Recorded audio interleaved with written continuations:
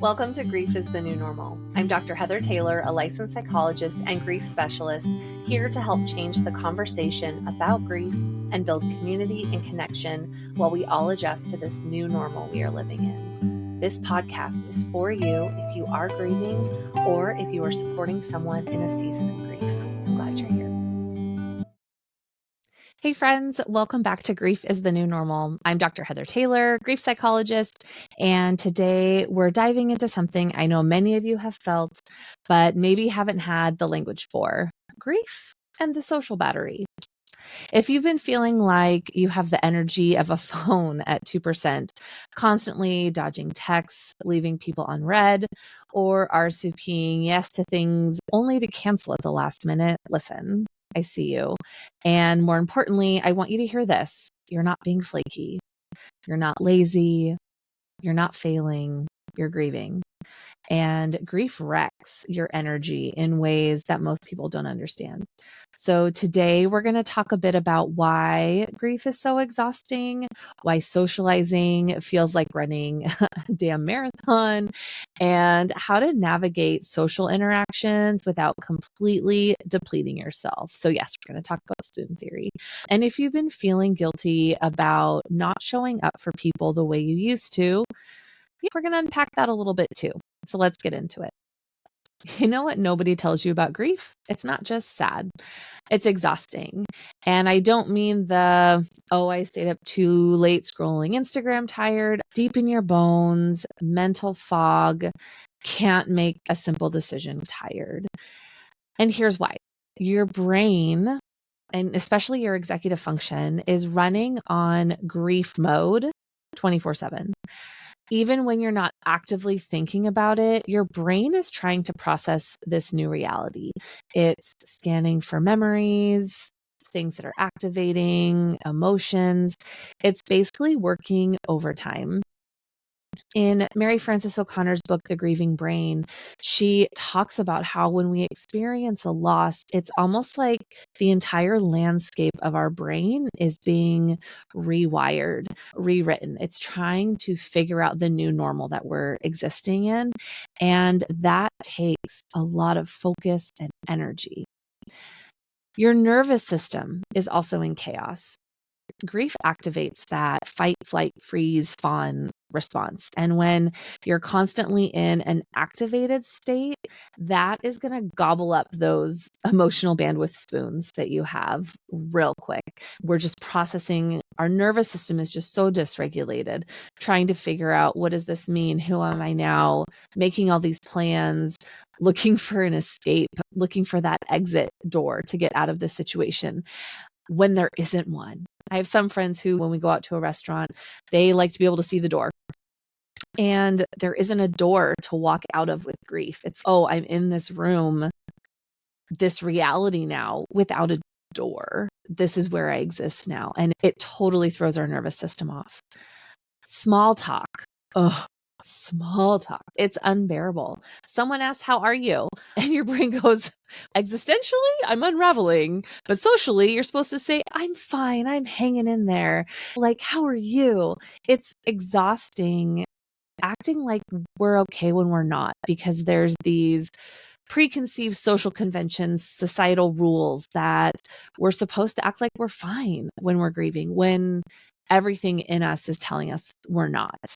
Socializing takes work. Even if you love people, even if you're extroverted, being around others requires energy. And you're managing facial expressions, keeping up with conversation, focusing on the words that are coming out of someone's mouth without slipping into daydreaming or just distracted thoughts or the to-do list of things that you have to do around the business of grief and death and dying. And performing that quote unquote okayness just to make other people more comfortable. And some days that's too much. It's just too much. I talk a lot about common grief reactions and how grief shows up more than just being sad. It impacts us emotionally, socially, behaviorally, spiritually, existentially, cognitively, physically. It shows up in all these areas. And while we're navigating all the different emotions, ranging from sadness to fear to relief to regret to resentment to frustration, all of those different emotions, while maybe we're dealing with headaches or gastrointestinal issues, our sleep is impacted, or we can't stop crying, or we're isolating, or we're leaning into hyper productivity, trying to feel a sense of control over something mode. We're questioning our place in the world. We're questioning, what does it mean to live? What does it mean to die? All of these big questions, all of that is happening at once in one body, and it can just feel too much. So if you've been wondering, why am I this tired? These are some of the reasons why, or some of the things that could be contributing to why you're feeling this way. And if you've been feeling guilty or shaming yourself for not being the same social version of yourself that you used to be, we need to talk about that. Story time. So my brother died November 18th. A week later was Thanksgiving. And oh my gosh, I still don't remember why we even went. Like we went, I think we wanted to not feel alone, wanted to do something that felt familiar. And like our whole family had shown up the day he died, and then we're around off and on for that whole first week after. And so we drove up to Seattle, and because my folks live about an hour and a half away from the Seattle area in the woods. And I was dreading anyone asking me how I was. We used to do this thing. We don't anymore. We changed some of our traditions as a family, where we would go around the room and count off, like when we were gathering, holding hands. My grandma really loved that. She loved to count off. That was her grandma story. That was her thing. And I was dreading that. And we didn't do that. We skipped it. Thank goodness. I don't think my or my parents' hearts could have taken it in that situation. So, we were able to just be. The people with us knew that we were in a lot of pain, and there were moments to talk about it. I remember having a cry on the couch with one of my cousins, and some other cousins came around, and someone took a picture of all of us, and my eyes are all splotchy. My cheeks are red. I still really love that picture. I love feeling seen in my grief in that way. And that was really special. And I know that's not a situation for everyone, but I didn't have the capacity to check on others. I didn't have the capacity to really ask how they were. Like my line of vision, my focus was so small that I didn't have the capacity to give to others in any other way. It was like, we're going to go, we're going to eat, and then we're going to go home, and then we're going to go to sleep. I'm pretty sure we all went to bed as soon as we got home. And I'm a fairly loud, typically bright presence at social gatherings. And I didn't have it in me to be that performative. And thankfully I was with a group of people that were safe and understood that. And I just want to remind you guys that, like, if you're having to go to social events, it's okay if you feel completely drained afterwards. And I didn't regret going. I know sometimes we regret when we go, when we push through or we shoot ourselves into something. I think it's important to remember all the different ways that your brain and body are being impacted when you're grieving. Shifting gears, something that can trip a lot of people up is grief changes what you need socially. And the people around you, they are still expecting the version of you they knew before, pre-death experience, pre-grief. And maybe you used to be the planner friend, always organizing the hangouts, like the spearhead planner on the group chats. Maybe you were the one always checking in on other people. And maybe you were the one who was always the first to RSVP yes, and then the last one to leave the party. And now you're struggling to text back. You're saying no to plans, not because you don't love your people. It's just because you don't have the energy to engage in the same way. Your last minute canceling, where maybe you had committed before, where you thought it would be okay and then it wasn't. And so you're just that last minute canceler, which doesn't feel good because that's not who you'd been before. And here's the tricky part. Some people take that personally. Some people will push you to, quote unquote, get back to normal. Others, they might pull away because they don't know what to do with your grief. And I won't lie, that part sucks. That hurts. You have been changed and altered by your grief experience. And sometimes our people, they don't get it. And listen, like, it is not your job to make other people comfortable with your grief. Your only job is listening to yourself and paying attention to what you need and honoring that. So if you've been feeling guilty for not showing up the way you used to, please hear me when I say your capacity has changed and that is okay. So insert spoon metaphor here. A typical functioning person starts their day with 20 spoons. Takes them a spoon to get ready for work, spoon to get out the door, maybe a spoon or two to drive to work, few spoons to get the day started. By lunchtime, they still have a really good chunk of spoons left. So they get through their day. Maybe it takes 2 spoons to drive home because traffic sucks. They've made it through dinner and they still have 5 or 6 spoons left from their day. So they can go to a happy hour. They can go work out, do a workout class. They can work on writing a book in the evenings or whatever the hobby of interest is. Someone who's grieving starts their day with 14 spoons. And not only that, it takes more spoons to achieve the same task. So getting out of bed might take you 3 spoons. Taking a shower might take 5 spoons. And I'm not exaggerating here. I'm not trying to be hyperbolic. For some people, when we're grieving, those activities of daily life, the showers, the brushing our teeth, the remembering to feed ourselves, that can be really challenging and it can cost a lot of spoons because of how much we're holding and how much we're trying to work through. By mid-morning, you might be out of spoons for the day and you're like, how am I going to make it through the rest of this day? I thought I'd be able to go meet up with my friend group this evening and I have nothing left. I thought I was going to make it to that workout class. I have nothing left. And so you cancel, you reschedule, and that gets to be okay because you are operating at a different capacity. So now that we've talked about why grief makes you tired and why your social needs have changed, now let's talk about how to navigate this without completely burning yourself out. So, step 1, we're going to lower the bar for connection. If a 2-hour dinner feels impossible, try a 15-minute coffee or a FaceTime while you're walking.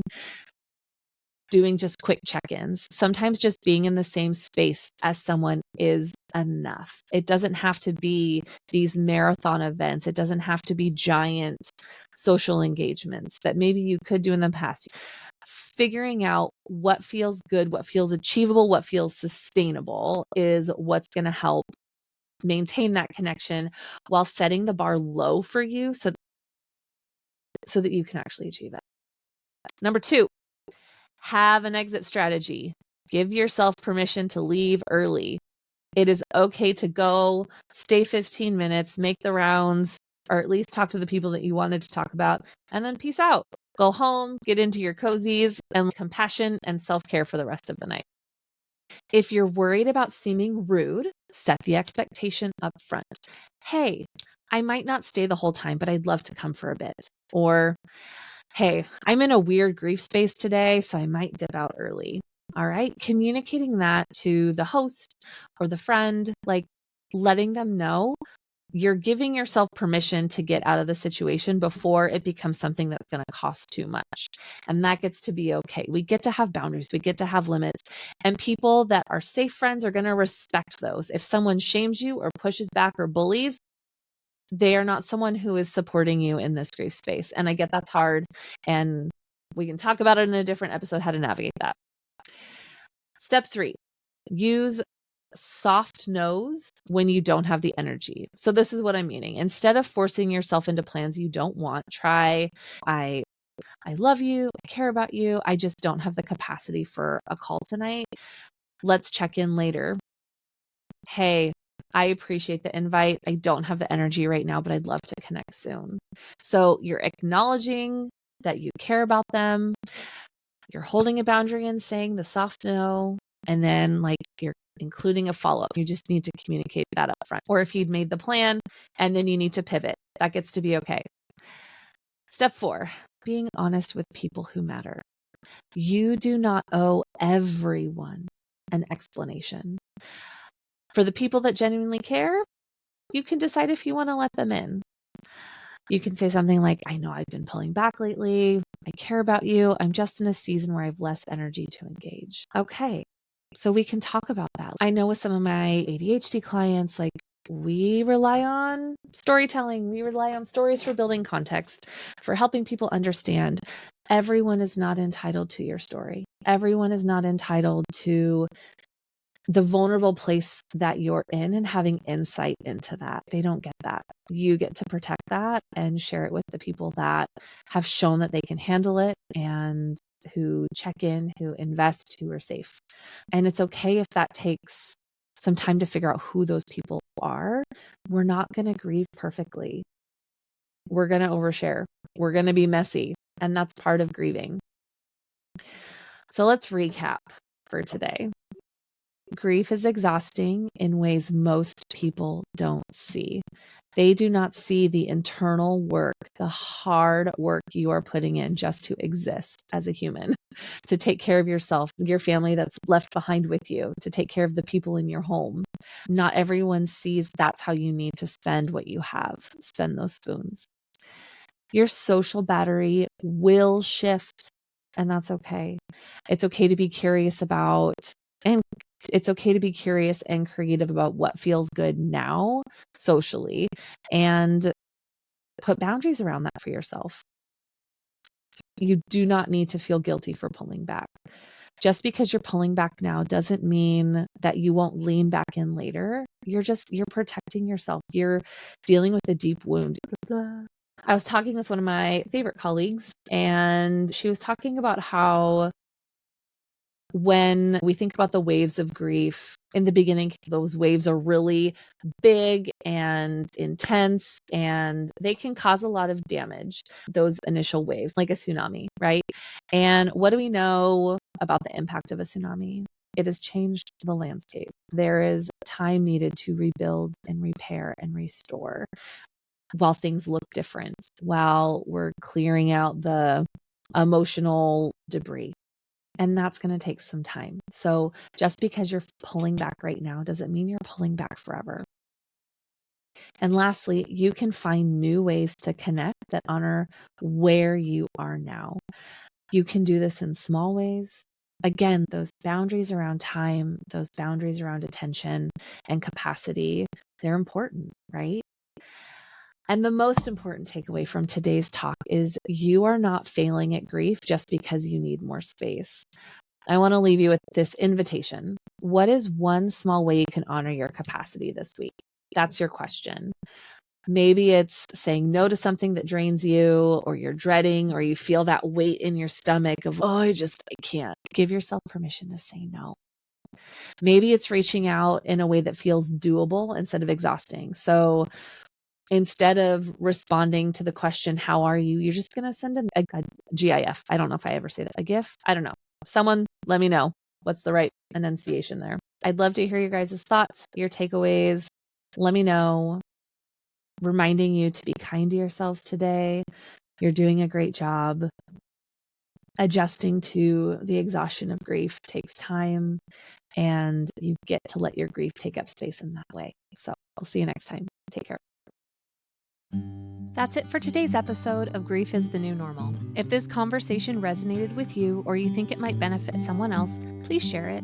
Sharing can open doors to healing, understanding, and normalizing these griefy conversations. If you're craving deeper insights or ongoing support, consider signing up for the Grief Gap newsletter. It's packed with resources, tips, and personal stories to help you navigate your grief journey. Visit the website www.griefisthenewnormal.com to subscribe. For those who prefer a more personal touch to their healing process, check out my grief journal, Authentically Unapologetic. It's designed to help you explore your grief on your own terms, with prompts and exercises that encourage reflection and growth. I'm Dr. Heather Taylor, and I look forward to our next meaningful conversation. Our soothing tunes are provided by the Datacorns. If you're interested in sharing your story, collaborating, or learning more, please email me at hello@griefisthenewnormal.com. You can also stream the episodes on YouTube for more engaging content. Until next time, keep exploring your grief with intention and support, remembering you don't have to do this alone.